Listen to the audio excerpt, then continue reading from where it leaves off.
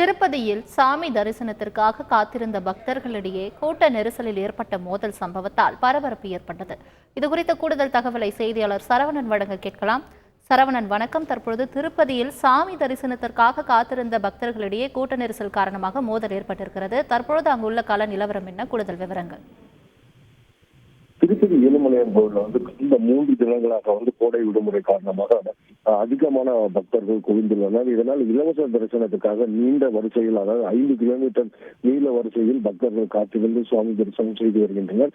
இந்த நிலையில கூட்ட நெரிசலில் வரிசையில் காத்திருந்த பக்தர்களிடையே வாக்குவாதம் ஏற்பட்டது. வாக்குவாதம் சிறிது நேரத்தில் கைகலப்பாக மாறி அந்த வரிசையிலிருந்து வெளியே இருவரும் ஒருவர் கைகால் தாக்கிக் கொண்டனர். இதனை அறிந்து உடனடியாக வந்த தேவஸ்தான ஊழியர்கள் அவர்கள் இருவரையும் சமாதானப்படுத்தி அவர்களை மீண்டும் வரிசையில் அனுப்பி வைத்தனர். இதனால் அந்த வரிசையில் சிறிது நேரம் பரபரப்பு ஏற்பட்டது. மேலும் வரிசையில் இருக்கும் பக்தர்கள் கலவரம் செய்யாமல், மேலும் வேற எதுவும் வாக்குவாதம் செய்யாமல் இருக்க அங்க கண்காணிக்க தேவஸ்தான ஊழியர்களை நியமித்துள்ளனர். விரிவான தகவல்களுக்கு நன்றி சரவணன். செய்திகளை உடனுக்குடன் தெரிந்து கொள்ள உடனே சப்ஸ்கிரைப் பண்ணுங்க.